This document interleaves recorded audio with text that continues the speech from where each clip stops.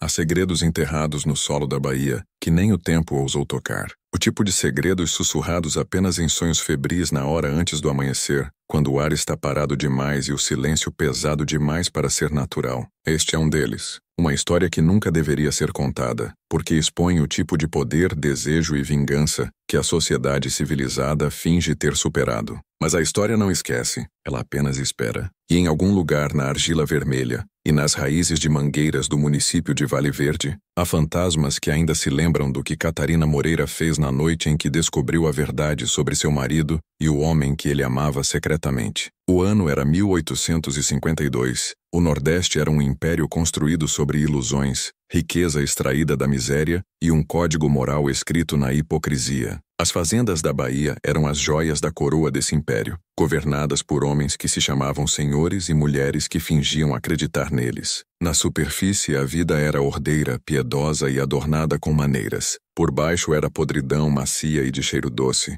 como fruta deixada tempo demais ao sol. A Fazenda Moreira não era diferente. Era um monumento ao controle, tijolos brancos, 6 colunas e uma mulher que acreditava poder manter o mundo no lugar pela pura força de vontade. Catarina Moreira, 28 anos, bonita, educada e criada para acreditar que a obediência era o preço da sobrevivência. Seu marido Tomás era um homem de status e cálculo. Ele possuía 2.000 hectares, 200 almas e um segredo que o destruiria se fosse revelado. Por anos, a fazenda havia sido um teatro de controle. Catarina desempenhava seu papel impecavelmente. A esposa devotada, a anfitriã elegante, o centro calmo do universo doméstico. Cada gesto era preciso, cada emoção treinada para a invisibilidade. Ela sorria durante jantares que duravam 5 horas, escrevia cartas em caligrafia perfeita e se certificava de que os talheres fossem polidos até que seu reflexo a olhasse de volta como uma estranha. Para o mundo, ela era um emblema de graça, mas sob aquela aparência quieta vivia uma mente afiada como uma lâmina, paciente e sempre observando.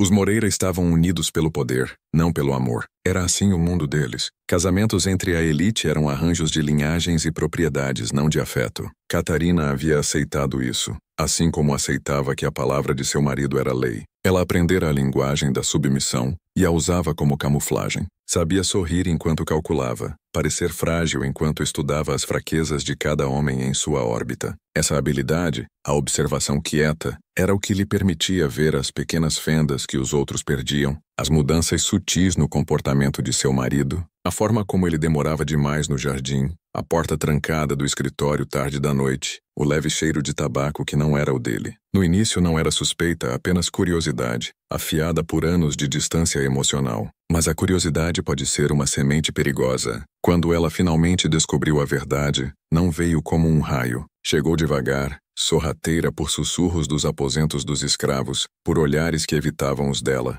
Então, uma noite tornou-se inegável. O murmúrio suave de vozes, o piscar da luz de lampião sob a porta, o ritmo inconfundível da respiração. Ela abriu aquela porta e, naquele momento, tudo o que acreditava sobre o mundo, sobre raça, gênero, Deus e poder, desabou em uma única verdade insuportável. Seu marido não era o homem que ela pensava. Era algo pior, algo proibido. E o homem que a havia substituído na cama dele não era outra mulher. Era Joaquim, o carpinteiro escravizado que vivia na propriedade, que trabalhara sob suas ordens, que pela lei e pelo sangue era considerado menos que humano. Naquele instante sua identidade se quebrou. Ela não era mais a senhora da Fazenda Moreira. Era a esposa descartada, a intrusa em sua própria casa. Mas Catarina Moreira não era uma mulher que chorava. Era uma mulher que planejava. O que queimava nela naquela noite não era luto. Era algo mais frio, uma fúria divina disfarçada de cálculo. Ela sentou em seu quarto escuro até o amanhecer, olhando no espelho não como vítima, mas como arquiteta de consequências. Para o mundo permaneceria composta, mas sob aquela máscara,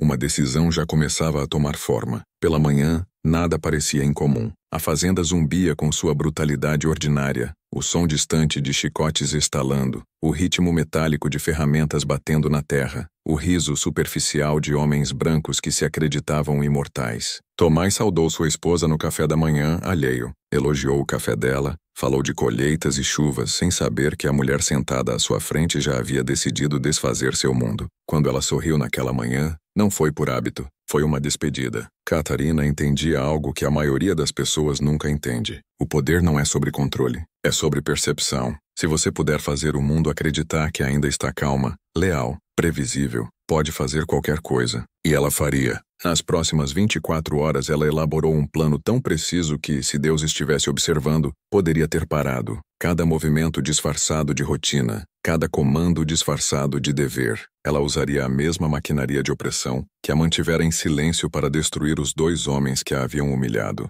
Ela não os exporia. Isso a tornaria um escândalo. Não, ela faria algo mais elegante. Ela os apagaria. Seu marido se acreditava intocável. A lei o protegia. A igreja o abençoava. A sociedade o adorava. Mas Catarina descobrira algo que nenhum deles jamais considerara: que em todo sistema de controle existe uma brecha. E as mentes mais afiadas aprendem a se esgueirar por ela. Ela empunharia a arma que construíra seu mundo: a propriedade. No Nordeste tudo tinha um preço, até as pessoas, especialmente as pessoas. E se seu marido podia tratar outro homem como propriedade, então ela também podia. Naquela manhã ela mandou chamar Joaquim. Sua voz era calma, educada, até gentil. Deu-lhe uma carta selada e disse para entregá-la a um homem na cidade. A carroça estava esperando, disse ela, sorrindo do jeito que só mulheres que fizeram as pazes com seus pecados sorriem. Ele obedeceu porque não tinha escolha. E enquanto as rodas rolavam pela longa estrada empoeirada para longe da fazenda Moreira, nem Joaquim nem Tomás sabiam que ambos já haviam sido vendidos para o mesmo destino, por razões diferentes e sob a mesma assinatura fria, a dela. A história mais tarde chamaria isso de vingança, mas era mais que isso. Era a conclusão lógica de um mundo que lhe ensinara que o poder só fluía para baixo. Um mundo que lhe dissera que seu corpo pertencia ao marido, sua mente ao pai, sua alma à igreja. Naquela manhã, pela primeira vez em sua vida, algo lhe pertencia: o silêncio antes da tempestade, e ela pretendia enchê-lo de ruína. A mente humana pode suportar quase tudo, exceto a humilhação. A dor pode ser esquecida. A perda pode ser enterrada, mas a humilhação, especialmente quando atinge uma pessoa que construiu toda a vida no controle, tem o jeito de esvaziar a alma, até que nada reste além de cálculo. Essa era a condição em que Catarina Moreira vivia na manhã em que começou a destruir seu marido. Para todos os outros ela era a mesma: postura perfeita, tom medido, o leve cheiro de lavanda subindo de seu vestido enquanto andava pelos corredores. Ninguém poderia adivinhar que, sob a seda e a civilidade, ela já estava arranjando um funeral que nunca seria mencionado. Para entender o poder do que ela fez, você deve entender o mundo em que vivia. O Nordeste, em 1852, era um ecossistema de engano disfarçado de decoro. Tudo era ritualizado. A linguagem, os gestos, até a crueldade tinha coreografia. O poder não era algo que se exibia, era algo que se respirava. Homens como Tomás Moreira nasciam nele e nunca questionavam sua moralidade porque o sistema funcionava a seu favor. Mulheres como Catarina nasciam abaixo dele,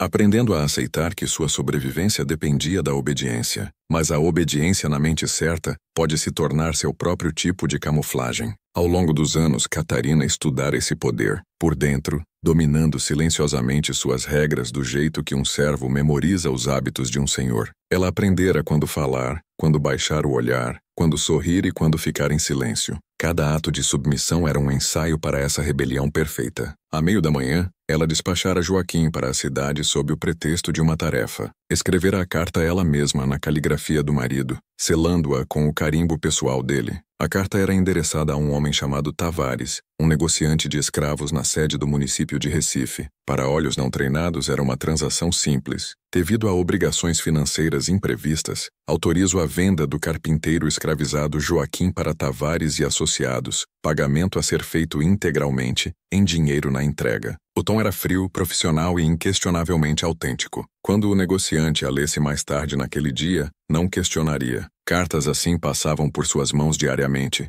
e a maioria trazia a mesma justificativa vazia: tensão financeira, dívidas, má gestão. Mas essa era diferente. Fora escrita por uma mulher que entendia não só o comércio, mas o castigo. Enquanto a carroça rolava pela estrada em direção a Recife, Joaquim sentou em silêncio inquieto ao lado do condutor contratado. Ele já fizera tarefas antes, mas algo nessa parecia diferente. O ar estava parado demais. O condutor era desconhecido. A carta em sua mão, embora selada, parecia pesada com um significado que ele não conseguia nomear. Atrás dele, a fazenda recuava para longe. Um mundo de trabalho e dor, mas também o único mundo que ele conhecera. Ele não sabia que nunca haveria novamente. De volta à casa grande, Catarina observava da janela enquanto a carroça desaparecia pela longa estrada de terra ladeada por árvores de caju. Seu rosto estava imóvel, mas dentro dela algo mudava. Não era satisfação. Ainda não. Isso viria depois. O que ela sentia agora era um tipo estranho de quietude. O momento antes de uma tempestade liberar sua primeira gota de chuva.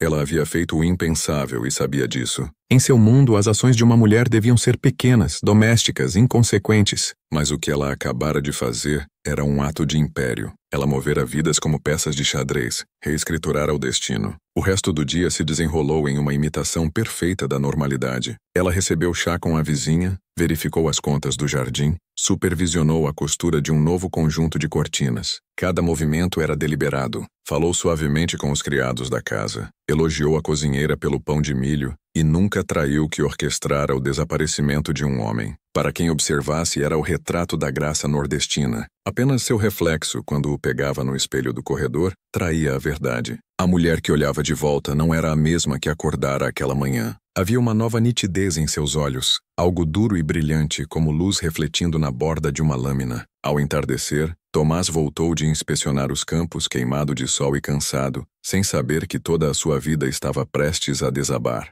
Saudou a esposa com um beijo, sem saber que os lábios dela já haviam assinado sua destruição. Jantaram com as filhas. A prata reluzia, a luz das velas dançava, e então, entre a sopa e o prato principal, Catarina desferiu seu golpe. Tomás, disse ela calmamente, o tom educado, conversacional, como se discutisse o tempo. Cuidei de alguns negócios para você hoje. Você tem estado tão ocupado com a temporada de plantio, e pensei que apreciaria a ajuda. Tomás ergueu os olhos do prato, distraído, mas grato. Que tipo de negócios? Eu o vendi, disse ela. As palavras caíram no silêncio como uma pedra em água parada. Por um momento, Tomás não entendeu. Então a cor sumiu de seu rosto. Sua garfo congelou a meio caminho da boca. Você o quê? Eu o vendi para o Sr. Tavares em Recife, respondeu ela, ainda calma. Por R$ 1.200. O pagamento está em seu escritório. Por um longo momento, Tomás não disse nada. Sua mente se recusava a processar o que acabara de ouvir. Sua esposa vendera a única pessoa que conhecia a verdade mais perigosa de sua vida. A única pessoa cuja existência era ao mesmo tempo seu consolo e sua ruína. Ele empurrou a cadeira para trás com tanta violência que ela tombou. Você não tinha direito, sibilou.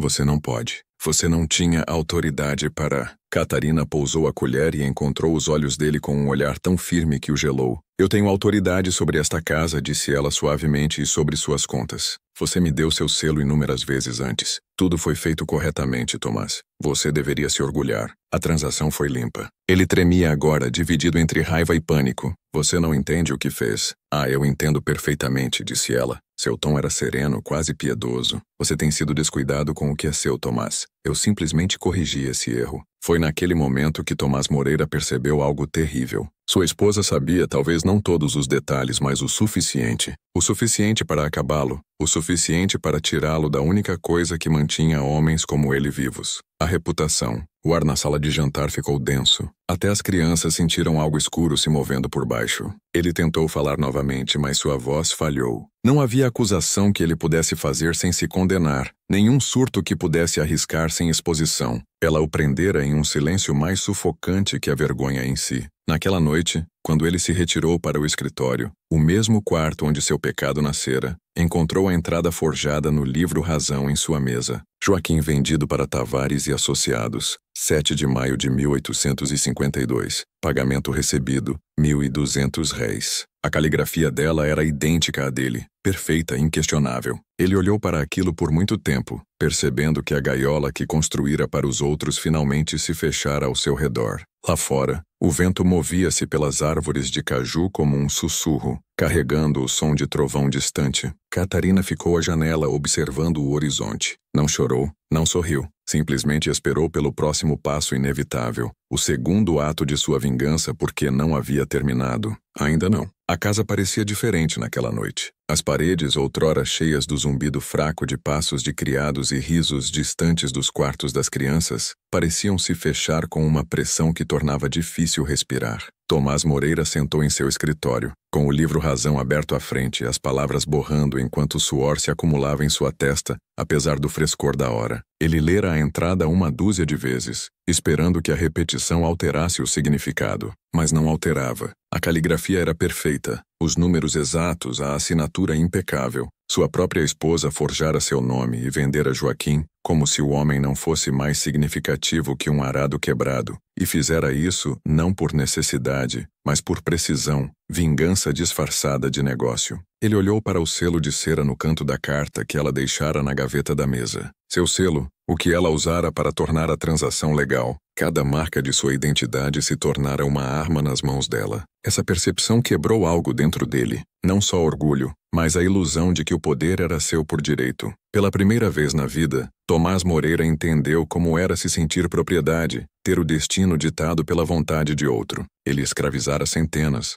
mas agora ele também era prisioneiro, preso na performance de um marido respeitável, enquanto seu império de controle apodrecia silenciosamente por dentro. Horas passaram. Ele ficou imóvel naquele quarto enquanto as velas queimavam baixo, a cera se acumulando como sangue pela mesa de mogno. Lá fora, a lua subia sobre os campos lançando sombras longas e brancas pelo algodão. Toda a fazenda estava silenciosa, exceto pelos insetos noturnos cujo ritmo interminável o zombava com sua calma. Em algum ponto ele começou a sussurrar o nome de Joaquim baixinho como uma oração, como se a repetição pudesse invocá-lo de volta de onde quer que Catarina o enviara, mas não houve resposta. Ao amanhecer, uma decisão começou a tomar forma na mente de Tomás. Uma tentativa desesperada e trêmula de recuperar o pouco de poder, cavalgaria para Recife, encontraria Tavares e compraria Joaquim de volta. Explicaria o erro, diria que sua esposa agira sem autoridade, ofereceria o dobro do pagamento se necessário.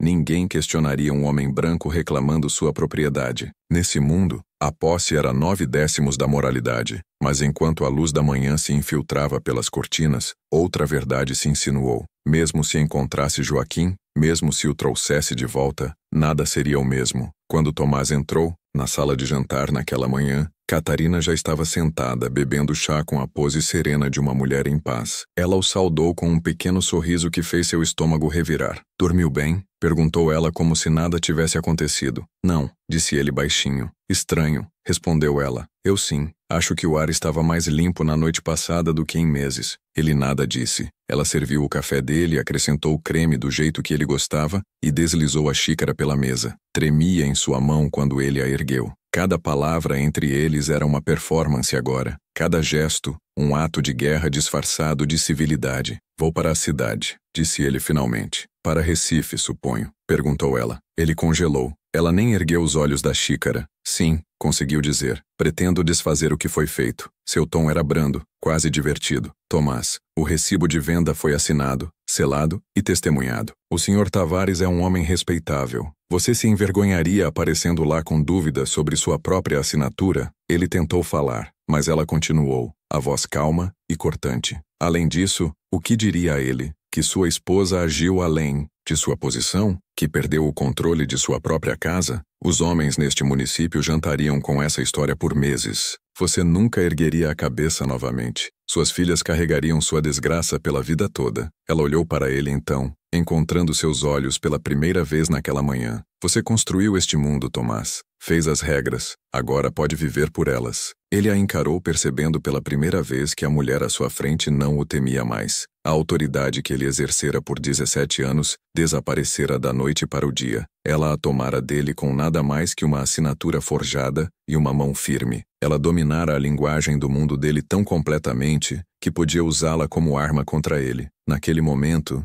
ele entendeu que não havia como recuperar Joaquim, não por causa da lei, mas porque Catarina não permitiria. Ela o apagara com a mesma precisão quieta que usava para gerir sua casa. Ainda assim, Tomás tentou. Ao meio-dia, selou o cavalo e cavalgou para Recife, os cascos batendo na terra seca em ritmo frenético. A estrada serpenteava por densos bosques de mangueira e cajueiro, o ar denso com o cheiro de decomposição. Cada quilômetro mais perto da cidade aprofundava o pavor em seu peito. Quando finalmente chegou, o escritório de Tavares estava agitado. Um prédio estreito com uma varanda larga e uma placa polida que dizia "Tavares Associados, negociantes em propriedade humana". Dentro, o negociante o saudou com indiferença profissional. Sr. Moreira, um prazer. Completamos sua transação ontem à tarde. Bela peça de propriedade aquela. Alfabetizado, habilidoso com as mãos. Suponho que queira sua cópia do recibo de venda. A garganta de Tomás se apertou. Onde ele está agora? Tavares franziu a testa. Carregado no transporte para Salvador esta manhã,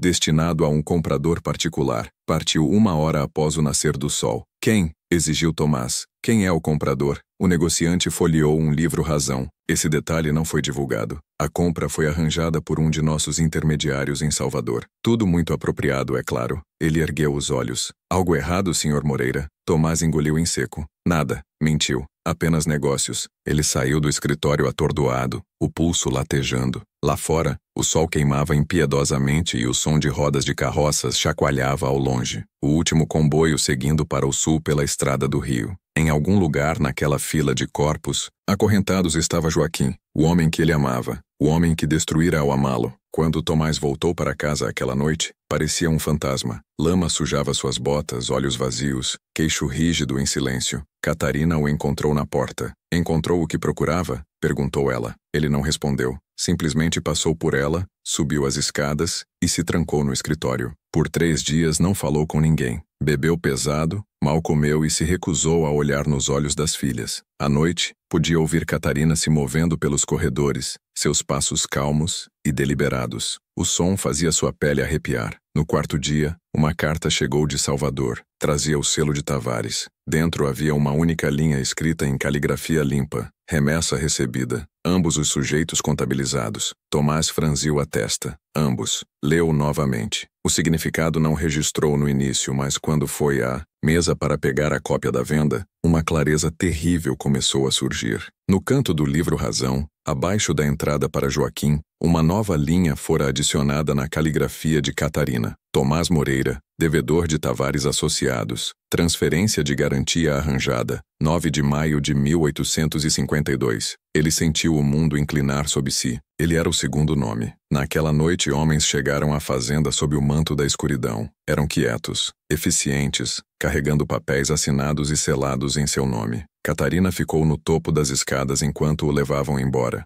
o rosto inexpressivo, as filhas dormindo no andar de cima. Nenhuma palavra foi trocada. A lei, que sempre fora seu escudo, agora se tornara a espada dela. Quando as portas da carroça se fecharam atrás dele, Tomás Moreira entendeu a forma completa de sua vingança. Ela não tomara apenas seu amante, tomara sua liberdade. A mesma maquinaria que ele usara para dominar outros agora o devorava, e no segundo em que as rodas começaram a girar, a última ilusão de seu poder desapareceu na escuridão. O ar em Salvador cheirava a sal, suor e pecado. Era o cheiro de dinheiro antigo apodrecendo sob o perfume de mangueira e rum. Navios ladeavam à margem do rio como feras de ferro, seus porões pesados com carga que respirava. Homens e mulheres acorrentados, marchados para fora dos navios e para casas de contagem, catalogados, precificados e esquecidos. Foi ali que Joaquim acordou após 3 dias de escuridão, acorrentado ao chão de uma carroça de transporte que o carregara do coração da Bahia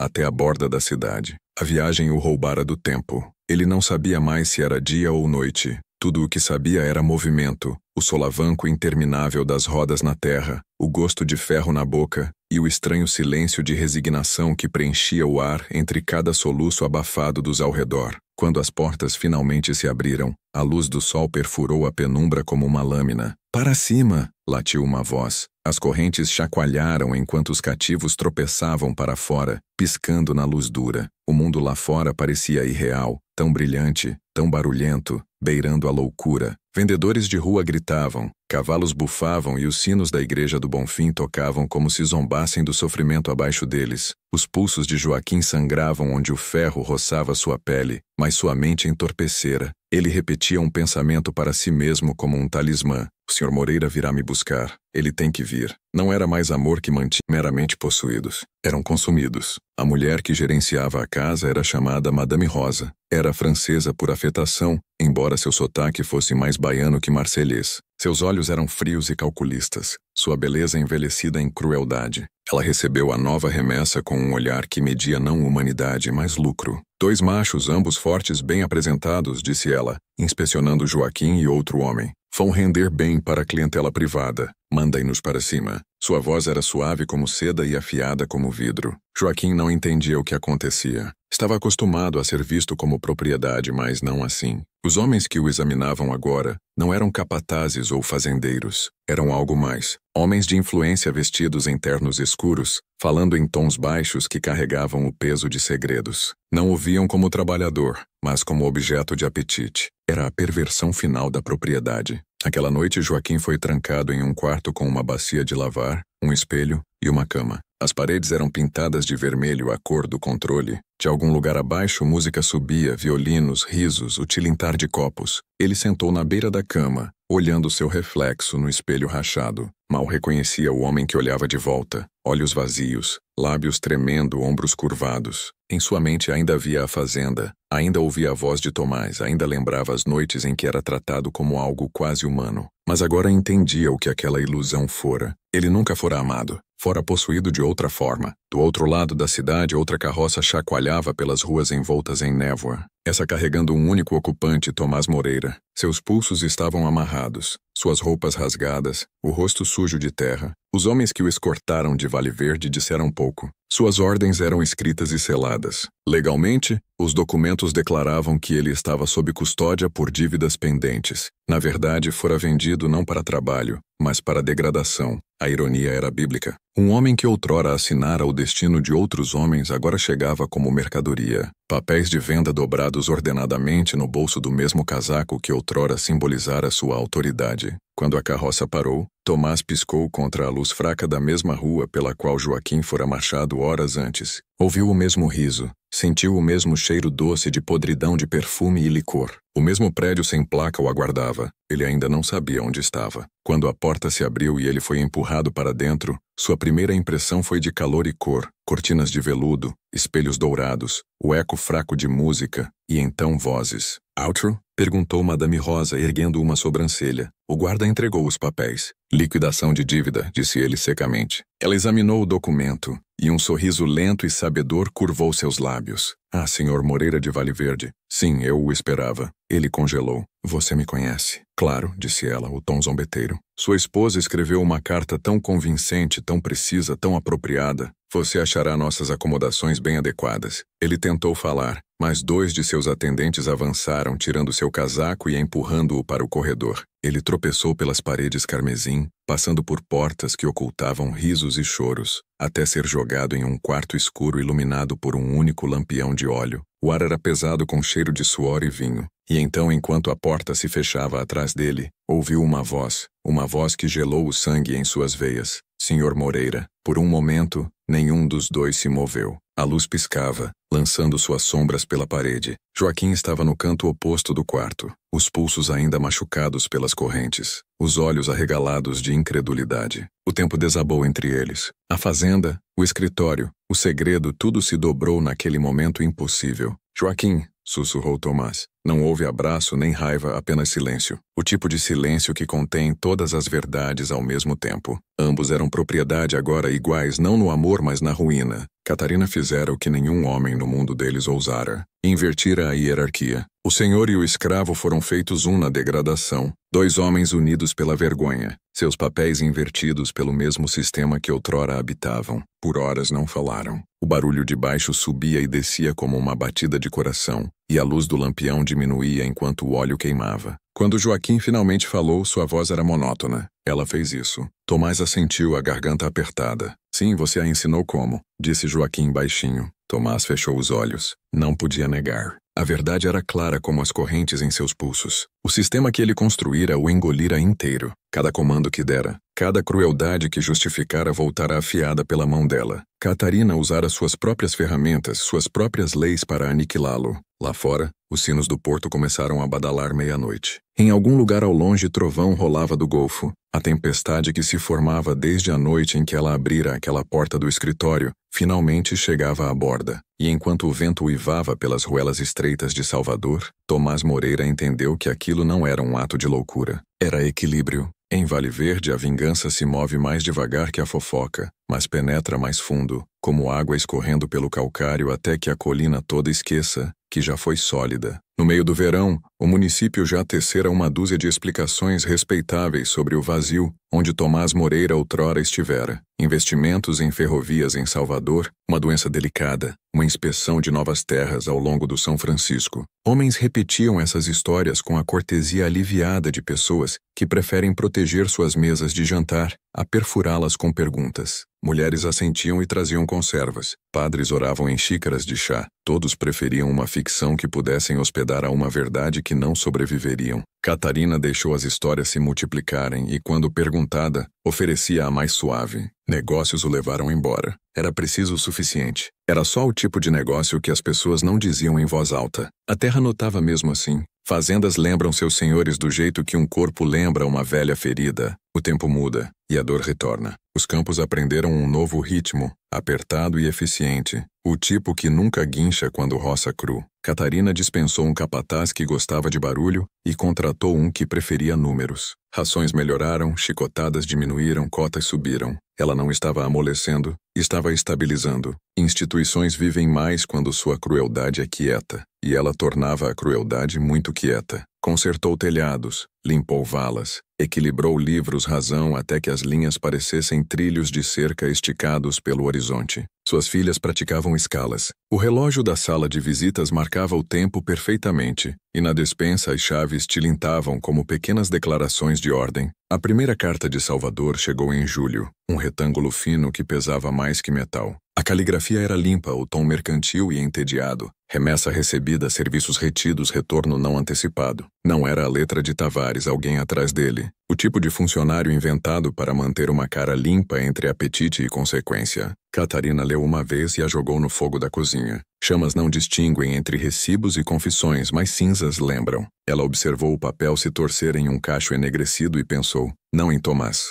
não em Joaquim, mas em um corredor estreito forrado de vermelho, um lugar sem janelas porque o desejo odeia testemunhas. O rumor sem alimento cresce selvagem. Um mercador cavalgando do norte dos docks contou a um primo perto de Recife que vira um senhor rural entrando em uma casa sem placa na Rua do Carmo, um daqueles endereços conhecidos apenas por pessoas que nunca precisam de direções. A descrição flutuou como perfume, uma bengala com cabo de marfim, uma mancha de tinta no punho direito, a postura de um homem que aprendeu a andar sob inspeção. O primo contou a uma viúva, a viúva contou a um padre, o padre contou à esposa, e ao anoitecer, 3 lares separados haviam orado pela alma de Tomás Moreira sem jamais admitir do que a salvavam. Catarina nada disse. O silêncio é o instrumento mais antigo do Nordeste. Ela o tocava com calma profissional. À noite andava pela galeria de cima e deixava o sopro das mangueiras tocar seus pulsos como dedos frios. Esperara que o triunfo parecesse altitude. Parecia controle de temperatura em vez disso.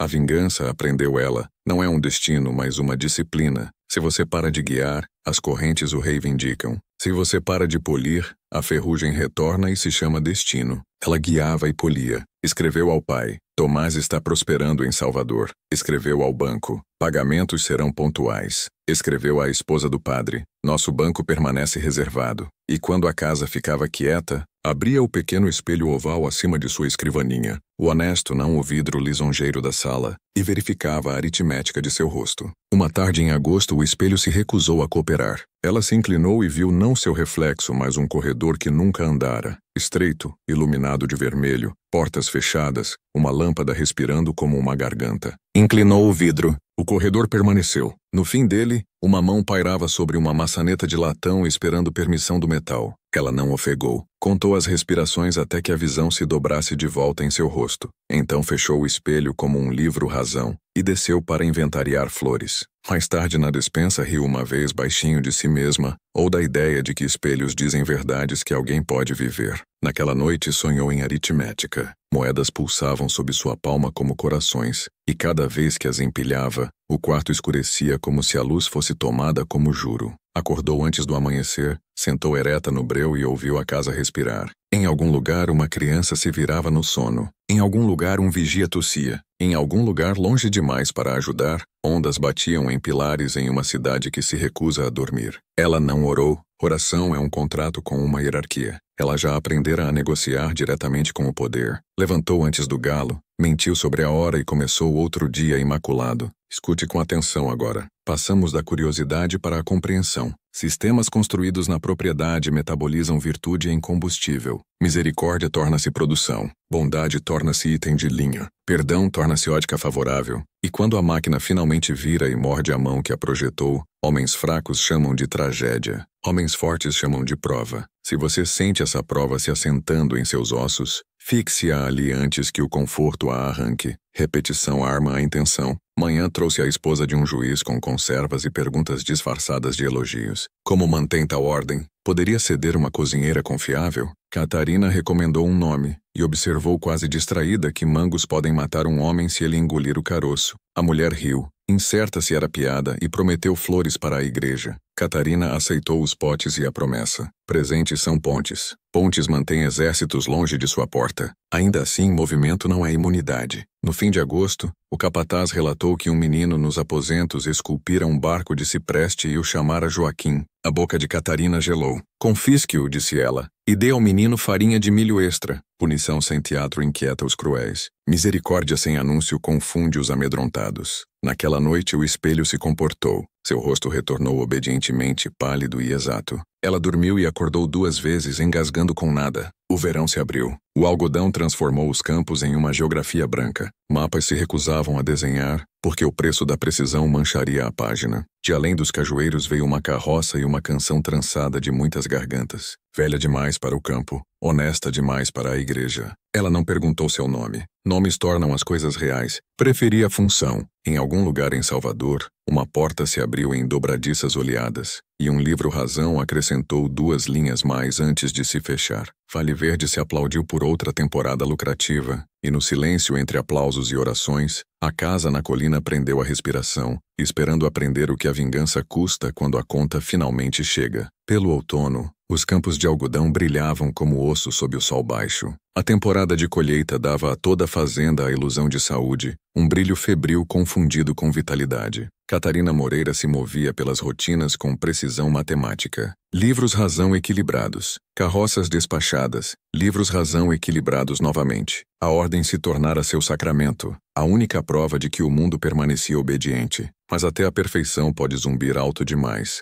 e ultimamente o silêncio em sua casa começara a soar. Os criados sentiram primeiro. A cozinheira jurava ouvir passos passeando pela galeria de cima, muito depois de a senhora se retirar. O mordomo afirmava que a porta do escritório se abria sozinha durante tempestades, embora a tranca fosse de ferro e apertada. Uma vez a filha mais nova, Margarida, de 9 anos, perguntou por que o pai parara de enviar cartas. Catarina sorriu e disse que ele estava ocupado e então proibiu o assunto. A criança assentiu confusa e foi brincar entre as mangueiras que deixavam cair suas flores cedo demais naquele ano, como se as árvores estivessem cansadas de ornamentação. Todo ato de controle eventualmente chama seu oposto à existência. No caso de Catarina, veio como som. Algumas noites era um sussurro como respiração por buracos de fechadura. Outras o arranhar fraco de madeira contra madeira. A primeira vez que ouviu, dispensou como vento. A segunda vez ouviu. Veio do escritório, o mesmo quarto onde encontrara seu marido com Joaquim. O mesmo quarto que transformara em um escritório de aritmética, seu altar de redenção.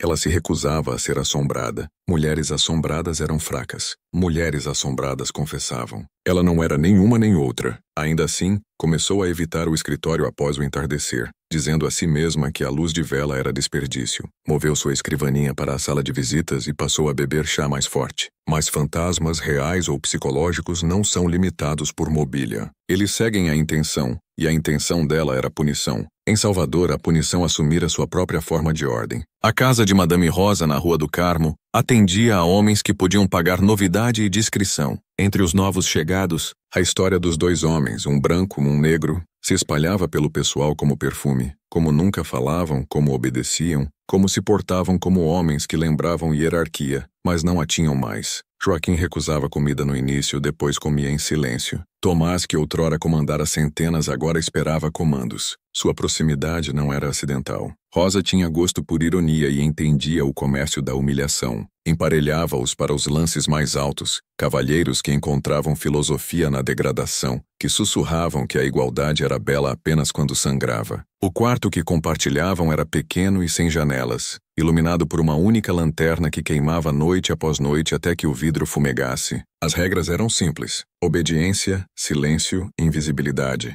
No início, Tomás tentou se desculpar. Joaquim se recusou a responder. Palavras haviam sido a ferramenta de sua escravização. Não as emprestaria a seu captor agora, mesmo como companheiro de prisão. Dias se confundiam em uma repetição de carne e apagamento. O que os unira outrora como segredo agora os unia como espetáculo. De volta a Vale Verde, Catarina sonhava em imagens que não conseguia racionalizar. Um corredor de luz vermelha, o rangido de uma porta. Às vezes 2 figuras apareciam, indistinguíveis até se virarem, e ela via seu próprio rosto refletido em ambas. Acordava ofegante, uma mão apertando o crucifixo no qual não mais acreditava. Na manhã seguinte, ordenou que os sinos da igreja tocassem sem motivo. O padre chegou preocupado, e ela sorriu educadamente até ele ir embora. Cartas começaram a chegar novamente, anônimas, sem assinatura, cheirando fracamente a ar salgado. Ele está vivo, dizia uma. É visto com outro. Outra lia. Seu marido anda pela mesma rua toda noite, mas não olha para cima. Nenhuma caligrafia que ela reconhecesse, mas a fraseologia tinha uma intimidade que parecia cirúrgica. Queimava cada carta sem ler 2 vezes, mas elas deixavam um resíduo sob suas unhas, como fuligem que não saía lavando. No fim de outubro, a fofoca do município ganhara dentes. As mulheres na igreja sussurravam que Tomás adoecera em Salvador. Algumas diziam que abandonara a família, outras que a própria Catarina o expulsara. Nenhuma ousava sugerir a verdade, mas seus olhos faziam curiosos, brilhantes, dissecando. Ela encontrava cada olhar sem piscar. Piscar é convidar confirmação. Um domingo durante o culto, enquanto a congregação recitava salmos, ela sentiu um calor se espalhando por suas palmas, embora não segurasse nada. Olhou para baixo e viu o traço mais fraco de poeira vermelha, como se tivesse cavado. A sensação passou tão rápido quanto veio, mas naquela noite, ao abrir sua caixa de joias, encontrou uma lasca solitária de madeira entre suas pérolas. Não gritou. Fechou a tampa, trancou-a e ordenou uma nova caixa feita. Mas nunca mais usou as pérolas. Homens que visitavam a fazenda a negócios notavam a mudança. Sua fala se tornara mais lenta, seus olhos mais afiados, seus silêncios mais longos. Alguns a admiravam, confundindo sua pose com força. Outros a evitavam por completo. Diziam que ela carregava infortúnio como um cheiro. Ainda assim, a propriedade prosperava. As safras de algodão quebravam recordes. As contas permaneciam imaculadas. O sucesso cobria a podridão do jeito que pétalas de mangueira cobrem carniça. Ainda assim, algo dentro dela começava a calcular em uma linguagem mais antiga que números. Ela começou a manter um segundo livro-razão escondido dentro de uma bíblia oca em seu quarto. Não continha nomes, apenas datas e sonhos. As entradas liam como confissões escritas por um Deus que perdera a fé em si mesmo. Dia 9 de setembro, passos perto de minha porta. 2 de outubro, espelho falou sem som. 17 de outubro, o vento chamou o nome de Joaquim, mas usou minha voz. O controle fora seu credo. Agora se tornava sua maldição. O poder sustentava seu corpo, mas esvaziava sua alma. Cada noite a fazenda ficava mais quieta, como se a terra em si escutasse seu próximo movimento.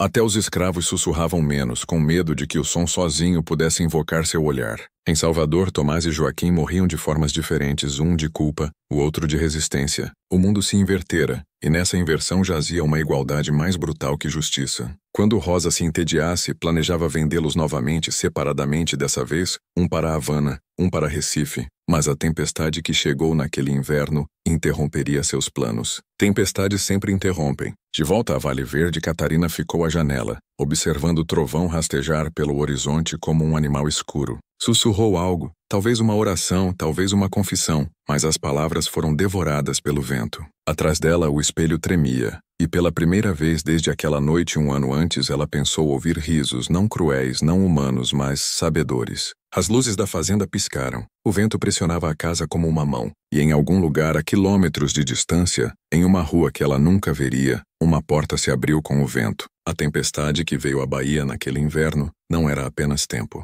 era penitência. Rolou do Golfo com um calor que não pertencia a janeiro, arrastando atrás de si o tipo de vento que conhece nomes. O ar cheirava a ferro e sal e algo mais. Memória, talvez. Salvador sentiu primeiro. A casa de Madame Rosa, na Rua do Carmo, tremia como uma coisa viva, enquanto as persianas batiam contra as dobradiças e as lâmpadas no corredor balançavam, derramando óleo pelas paredes carmesim. No andar de cima, em um quarto trancado, 2 homens esperavam o prédio decidir se sobreviveria à noite. Joaquim parara de falar dias antes. Fome e desespero o esvaziaram até o osso, mas o silêncio não era rendição. Era controle, a única forma restante. Do outro lado do quarto, Tomás sentava no chão, a cabeça encostada na parede, os cabelos, outrora aparados e perfumados, pendendo em fios grisalhos sobre olhos que olhavam, mas não viam mais. Por semanas suplicara perdão. Por semanas Joaquim não dera nenhum. Mas agora, enquanto o trovão quebrava acima deles e gesso chovia em flocos brancos, Tomás ergueu os olhos e sussurrou a única verdade restante.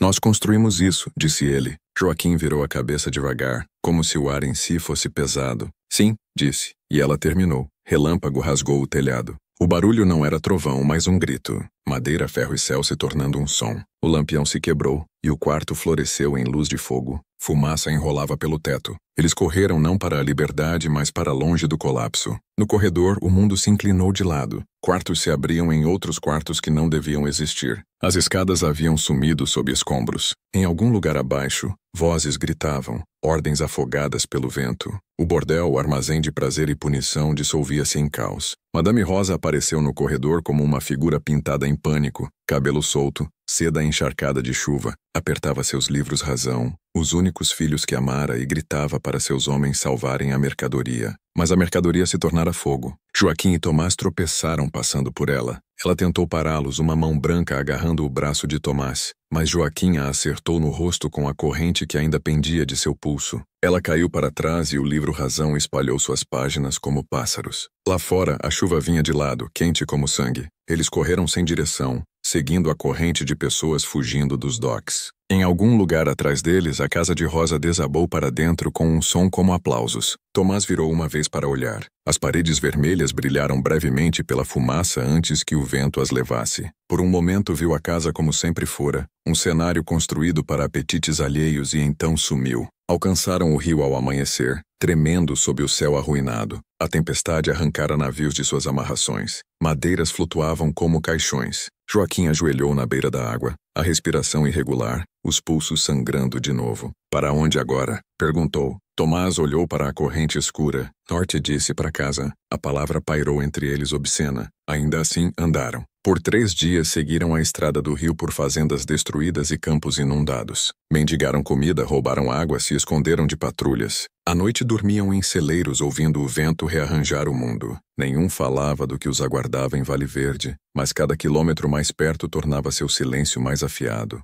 Na propriedade Moreira, Catarina observava o céu. A tempestade a alcançou 2 dias após Salvador queimar, uma parede rolante de trovão que fazia as janelas se curvarem em seus caixilhos. Ela ficou à porta da sala, velas piscando ao redor, e pensou na noite em que aprendera pela primeira vez o que era traição. O vento lá fora soava como riso novamente. Disse a si mesma que eram só as árvores. Mas quando o relâmpago brilhou, por um instante viu 2 silhuetas na borda do campo, altas, imóveis, de mãos dadas. Então a escuridão retornou. Os criados se benzeram e sussurraram de fantasmas. Ela os dispensou. Ainda assim, quando a manhã veio e ela andou pela propriedade, encontrou pegadas na lama, descalças lado a lado, levando da estrada do rio para o bosque de mangueira. O solo não segurara chuva em semanas. As pegadas eram frescas. Seguiu-as até que desaparecessem sob a grande árvore perto dos aposentos dos escravos, a mesma árvore onde a mãe de Joaquim outrora fora chicoteada por ensinar o filho a ler. Sob ela não havia nada além de folhas e o leve cheiro de fumaça. Pela primeira vez desde aquela noite no escritório do marido, Catarina sentiu algo próximo ao medo, não de punição, mas de reconhecimento. A tempestade rearranjara seu mundo também. Os campos de algodão estavam inundados, metade das cercas sumida. Na cidade, rumores diziam que Salvador queimara, e um dos cavaleiros que veio de Recife trouxe a história de um estranho. Uma casa de má fama caída na tempestade. 2 homens escaparam, um branco, um negro, rumando norte pelos pântanos. O cavaleiro riu ao contar. Parece história de fantasma, disse, mas ela não riu. Naquela noite acendeu todo o lampião da casa e esperou. As horas se esticaram, o vento acalmou. Em algum lugar além dos campos um cão latiu uma vez e silenciou. Então passos no cascalho da entrada, lentos, medidos, familiares. Ela se levantou, mas não correu. Quando a batida veio, Foi gentil, educada, como um hóspede chamando ao entardecer. Abriu a porta. A varanda estava vazia, apenas chuva pingando das beiradas. Ainda assim, no limiar, jazia um único objeto. O cabo de marfim da bengala de Tomás, rachado ao meio. Ela ajoelhou e tocou. Estava quente, não do tempo, mas de pele. Fechou a porta e trancou. Então sentou no escuro e ouviu a casa respirar. Pelas próximas 3 noites, a bengala se moveu. Cada manhã a encontrava em um lugar diferente. Uma vez ao lado de sua cama, uma vez na mesa de jantar, uma vez na cadeira ao lado da lareira fria. Ninguém mais entrava nos quartos. Na 4ª manhã, sumiu por completo, e naquela noite o espelho acima de sua escrivaninha embaçou com condensação de fonte nenhuma que ela pudesse encontrar. Escreveu em seu livro Razão Secreto, 23 de janeiro, tempestade passou. O mundo me observa novamente. Homens mais tarde diriam, a fazenda Moreira nunca se recuperou daquele inverno. Safras falharam, animais adoeceram, e a senhora começou a vagar pelos corredores à noite, sussurrando para alguém que não estava lá. Mas Catarina não estava louca. Estava assombrada no sentido mais verdadeiro, assombrada pela completude. Sua vingança cumprira sua lógica. Agora demandava seu eco. Algumas noites os criados alegavam ouvir 2 conjuntos de passos no escritório, um pesado, um leve, e o arranhar fraco de madeira contra a porta. Outros juravam ver um lampião queimando ali muito depois da meia-noite, embora a senhora tivesse proibido o fogo. Quando questionada, sorria e dizia, é só o passado cumprindo seus compromissos. E assim era. A fazenda se tornara um mausoléu de equilíbrio, cada sombra combinada com outra. A vingança de Catarina se tornara um pacto, unindo os vivos e os perdidos em medida igual. Em algum lugar além da vista, o rio continuava subindo, carregando fragmentos de uma casa, um livro Razão e 2 nomes escritos na mesma tinta. O inverno que seguiu não terminou, simplesmente mudou de cor. Fevereiro não trouxe florescimento, apenas uma luz cinzenta que achatava tudo que tocava. Geada jazia sobre os campos como cinza. As cápsulas de algodão apodreceram onde estavam. Sua brancura virou marrom papel. Até os pássaros evitavam a fazenda agora. O céu pendia abaixo, e o ar cheirava fracamente a mofo e medo. Catarina Moreira vivia dentro daquele silêncio como uma rainha em uma catedral abandonada. Os criados falavam cada vez menos. Moviam-se pelos corredores com olhos baixos, desempenhando tarefas por memória, como se o som em si pudesse provocar algo observando. Sussurravam que a senhora não dormia mais em sua cama, mas sentava ereta no escritório do marido pela noite, falando sozinha. Às vezes deixava o lampião queimando até o amanhecer. Às vezes o apagava e sentava na escuridão total, mãos cruzadas, esperando a casa responder. Ela começara a sentir agora, não culpa, não arrependimento, mas gravidade. O peso de um ato que reescrevera toda a sua existência. Sua vingança não terminara a história de Tomás e Joaquim. Engolira-a inteira e a ela com isso. Cada dia acordava mais tarde, falava menos, comia pouco. Até o gosto da comida parecia falso. Apenas o cheiro de fumaça parecia real agora. Fumaça da lareira, da memória daquela casa queimando em Salvador, dos fogos invisíveis que às vezes jurava sentir em sua própria pele. Foi no fim de uma noite que ela finalmente retornou ao escritório que evitara por semanas. O quarto cheirava a cedro e tinta velha. Poeira pairava no ar como fiapo e perfume. A bengala que enterrara no pomar estava ereta ao lado da mesa. Por um momento não pôde respirar. Esticou a mão, trêmula, e tocou o cabo de marfim. Estava quente novamente. Impossivelmente, como carne viva, sentou à mesa do marido, o mesmo lugar onde escrevera sua ruína. Os livros Razão estavam guardados, trancados no porão, mas sua pena jazia ali, a pluma rachada, a ponta enegrecida. Abriu a gaveta. Dentro havia uma folha dobrada de pergaminho que não estivera lá antes. Desdobrou devagar. A caligrafia era dela, mas ela nunca a escrevera. Eu não o vendi. Você vendeu. Sua garganta apertou. Quem? Sussurrou. Qual deles? O ar se moveu. O lampião piscou. A porta atrás dela rangeu embora ninguém entrasse. E então, fracamente, uma voz que ela conhecia bem demais. Uma voz que não era de Tomás nem de Joaquim, mas de ambos ao mesmo tempo. Nós construímos isso juntos. Seu corpo se contraiu. Virou-se, mas o quarto estava vazio. Apenas o cheiro de água de rio permanecia, o traço mais fraco de sal. Afundou de joelhos, apertando a carta contra o peito. Queria chorar, mas lágrimas não vinham. A mente não permite luto por uma coisa que comandou. Daquela noite em diante, parou de escrever no livro Razão da Bíblia. Em vez disso, começou a falar em voz alta, não orações, confissões para uma audiência que não respondia. Os criados a ouviam murmurando a toda hora, o ritmo baixo de uma mulher presidindo uma corte de fantasmas. Ainda gerenciava a propriedade, ainda assinava documentos, ainda equilibrava colunas, mas seu olhar mudara. Não se dirigia mais a pessoas, mas a algo logo além delas. Em março, um viajante passando por Vale Verde parou na propriedade Moreira para pedir direções. Mais tarde jurou que a senhora o saudara educadamente, oferecera água e perguntara se ele sabia o caminho para Salvador. Assumiu que brincava até notar a lama em sua bainha, o lodo vermelho profundo do cinturão negro manchado com algo mais escuro. Ela sorriu ao vê-lo olhando. Não sai lavando, disse baixinho. Nunca sai. Na primavera, o ritmo da fazenda sumira. O capataz foi embora alegando doença. Os trabalhadores não mais cantavam. Até as crianças nos aposentos evitavam risos, como se a alegria pudesse atrair raios. O algodão que sobrevivera à inundação brotava em manchas estranhas, formando formas que nenhum arado explicava. Alguns diziam ver duas figuras andando pelas fileiras à noite, movendo-se em tandem, seus contornos borrados pela névoa. As mulheres na cidade começaram a evitá-la. Visitas à igreja rarearam. Quando aparecia vestida de preto, embora alegasse nenhum luto, os bancos se afastavam. Seus olhos eram claros demais, firmes demais. Há um tipo de sanidade que assusta mais que loucura. É o tipo nascido de conhecimento absoluto. Catarina carregava esse olhar como uma coroa. Uma noite, perto do meio do verão, um incêndio eclodiu no celeiro. O vento carregou faíscas para a casa, mas a chuva chegou antes que se espalhasse. Quando os criados vasculharam as ruínas, não encontraram causa, nem lanterna, nem raio, nem brasa descuidada, apenas uma viga de madeira carbonizada na forma do cabo de uma bengala. Catarina observou a fumaça subir e nada disse, mas na manhã seguinte a bengala em seu escritório sumira novamente. Foi depois disso que ela começou a vagar pelos campos descalça. Às vezes cantava uma melodia lenta e sem tom que ninguém reconhecia.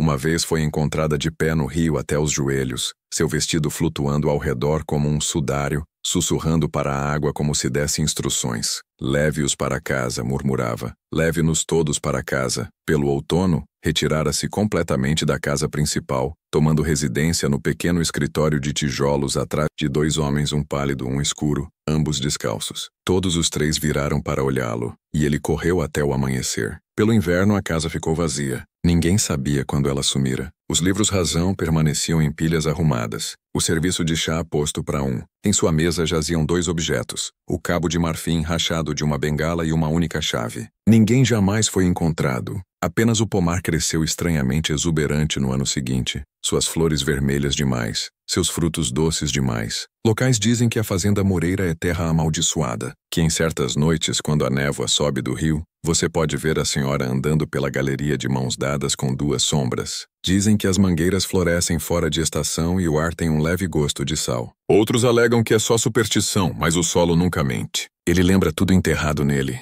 e em algum lugar sob aquelas raízes uma única linha permanece entalhada em pedra. A ordem das coisas foi corrigida. O tempo não enterra histórias como a dos Moreira. Ele as cultiva. O que começa como rumor torna-se advertência, e o que sobrevive à advertência torna-se escritura. Pelos anos 1870, a fazenda Moreira ruíra, suas colunas rachadas, suas janelas escancaradas como órbitas após os olhos partirem. A guerra viera e fora, libertando corpos, mas não fantasmas. Vale Verde era um cemitério fingindo ser fazenda, e sob sua terra vermelha, os pecados de seus senhores fermentavam em mito. A casa estava vazia, mas as pessoas juravam que nunca ficava parada. Caçadores cruzando a propriedade ao entardecer falavam de uma figura de mulher na galeria, seu vestido ondulando embora não houvesse vento. Crianças se desafiavam a tocar a porta da frente e sempre voltavam pálidas, dizendo ouvir passos atrás dela. Até soldados da União passando após a rendição se recusavam a acampar perto do lugar.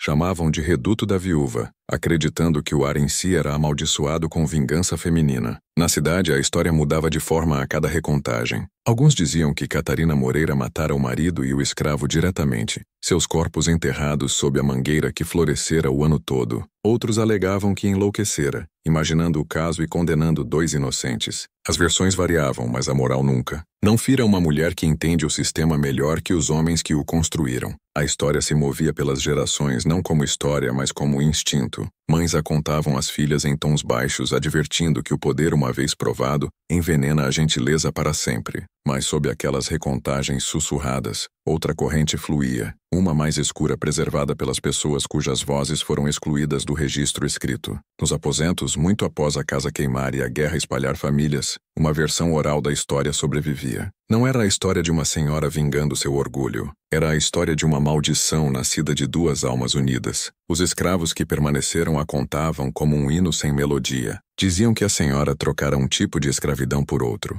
que quando vendeu Joaquim, também vendera seu próprio espírito, que na noite em que assinou o nome dele, algo antigo assinara o dela. Diziam que o bosque de Mangueira não era um jardim, mas um portal, que se você ficasse lá à meia-noite durante uma tempestade e chamasse o nome Joaquim 2 vezes, veria 2 luzes subirem do solo, uma dourada, uma azul, e entre elas uma terceira luz, branca e ainda observando. Essas luzes eram o pacto, amor torcido em propriedade, vingança confundida com justiça e controle virado para dentro até devorar seu manejador. A fazenda se tornara um altar para essa equação. Os locais a evitavam, mas a curiosidade é uma linhagem e alguns ainda iam. A maioria voltava mudada. Alguns não voltavam. Por 1900, a propriedade fora comprada por uma companhia de madeira. Os homens que cortaram as mangueiras relataram seiva que corria vermelha como vinho e o cheiro de água salgada na madeira. Um capataz jurou que, quando seu machado atingiu o coração da árvore mais velha, a textura formava letras,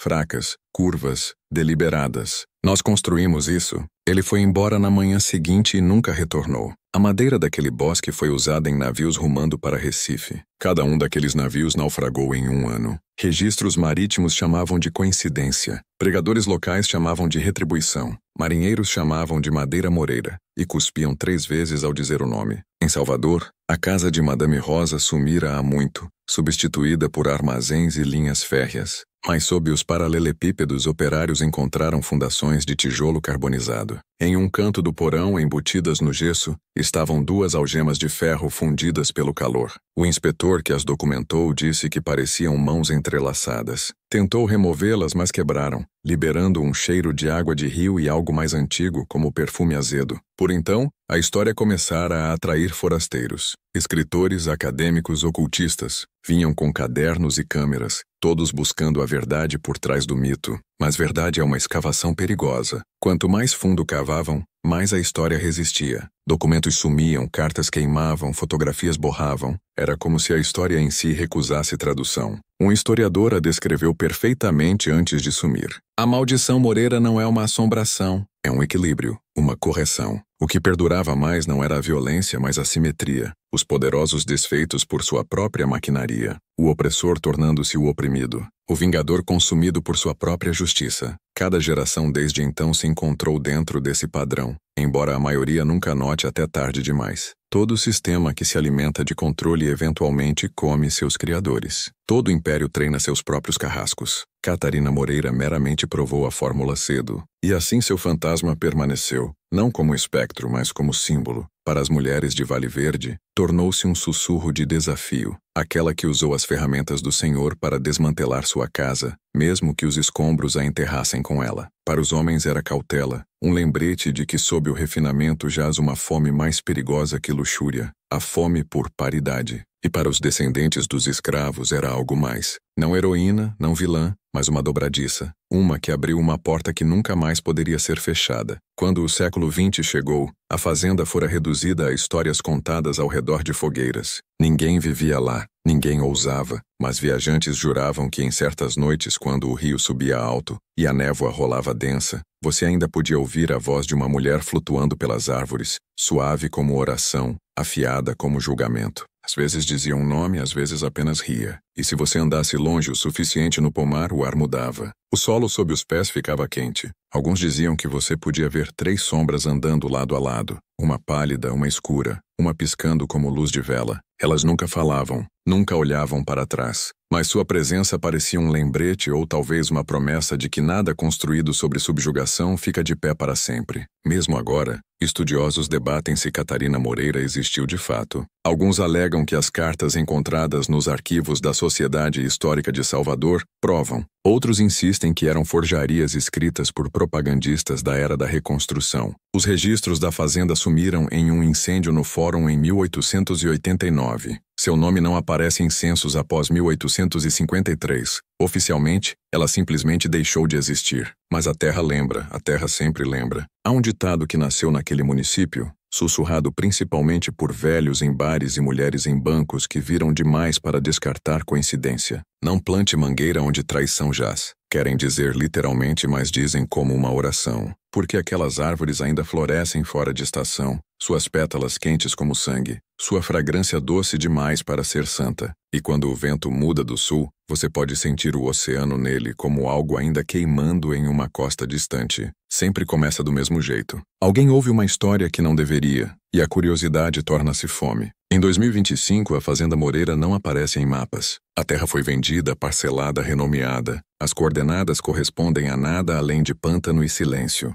Ainda assim, pessoas encontram o caminho até lá. Vêm de cidades e universidades, de documentários e fóruns sobre o Nordeste proibido. Vêm com drones, câmeras, detectores de metal, sensores que prometem que a ciência exporá o que a superstição escondeu. Mas a ciência tem limites. Pode medir matéria, não significado. E o que espera naquele solo é significado, destilado, condensado e armado. Um deles era um cineasta chamado Daniel Rodrigues, 39 anos, divorciado, inquieto. Fizera nome expondo crimes esquecidos, minas de carvão, orfanatos, asilos engolidos pela história polida. Quando leu pela primeira vez a transcrição das cartas Moreira em um arquivo de Salvador, pensou ter encontrado outra exposição. Esposa de fazendeiro, ciúme, sexualidade reprimida, tragédia nordestina. Ainda não entendia que a história não era sobre o que aconteceu. Era sobre o que acontece novamente. Chegou a Vale Verde no fim de outubro, armado com tecnologia e arrogância, as armaduras gêmeas do homem moderno. Encontrou o lugar facilmente.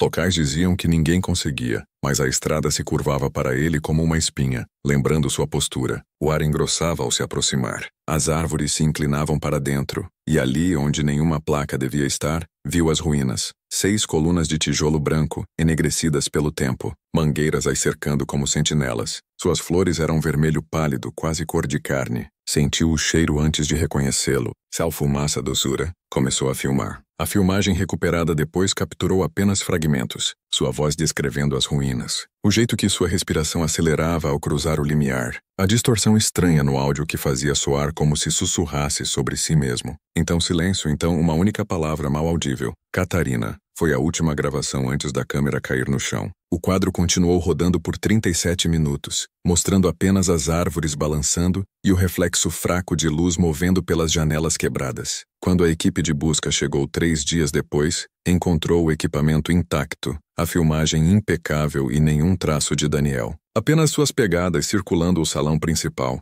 então parando na base do bosque de mangueira. O solo ali estava quente ao toque, embora o ar frio. Pessoas disseram que sumiu como os outros, mas não é verdade. Sumir implica ausência. Em Vale Verde, os desaparecidos nunca vão embora. São simplesmente reaproveitados. A terra os absorve. A história os recruta. Toda lenda precisa de novas testemunhas, novos narradores, novas vozes para mantê-la respirando. A vingança de Catarina Moreira se tornara autoperpetuante. Um sistema, não uma assombração. Cada pessoa que vinha em busca de verdade se oferecia como combustível. Os moradores da cidade não mais falam dela pelo nome. Referem-se a ela como a Senhora, em maiúscula, do jeito que pregadores maiúsculam o diabo. Alegam que se você andar pelo pomar à noite, pode ouvir 3 conjuntos de passos, 2 firmes, um ecoando meio compasso atrás, como um pulso atrasado. Dizem que o terceiro pertence a quem veio por último. Mas nem todos que vêm são forasteiros. Alguns são atraídos por herança, descendentes dos escravos, descendentes dos senhores, linhagens emaranhadas como raízes que se recusam a separar. A última família ainda vivendo perto da propriedade guarda uma caixa trancada de artefatos, chaves enferrujadas, fragmentos de porcelana e um pedaço rachado de marfim entalhado na forma de uma mão de mulher. Não mostram a turistas,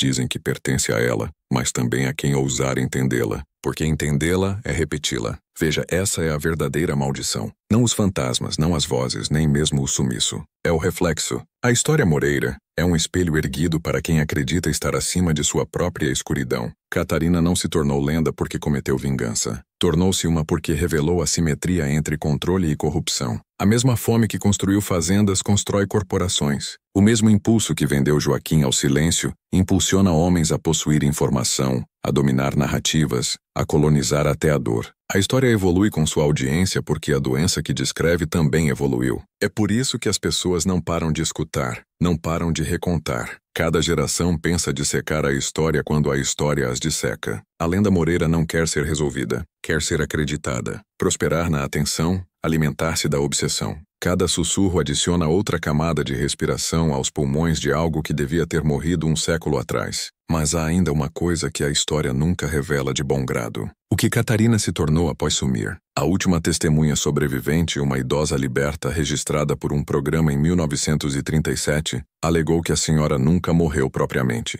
Disse que quando a fazenda queimou pela última vez, a voz da mulher subiu pela fumaça, não gritando, mas rindo. Encontrou seu lugar, disse a testemunha, e não era no céu nem no inferno. Foi onde vão os que quebram o equilíbrio. Nas décadas desde então, pessoas tentaram nomear esse lugar. Alguns chamam de pomar vermelho, alguns chamam de casa-entre. Um teólogo o descreveu uma vez como câmara de eco moral, um purgatório para quem dominou o controle mas esqueceu a misericórdia. Mas se você escuta por tempo suficiente, o nome muda cada vez que ouve, porque a verdade é simples. O lugar não existe lá. Existe aqui dentro da mente que escuta, dentro do coração que anseia saber até onde poderia ir se ninguém estivesse olhando. Cada pessoa que vem ao sítio Moreira pensa estar desenterrando história. O que realmente faz é confessar a ela. O solo não precisa mais de sangue. Bebe atenção. E quando cheio devolve algo, uma visão, um sussurro, uma verdade que dobra a espinha. Alguns vão embora murmurando escrituras que não existem. Alguns começam a cavar. Alguns começam a espalhar a história,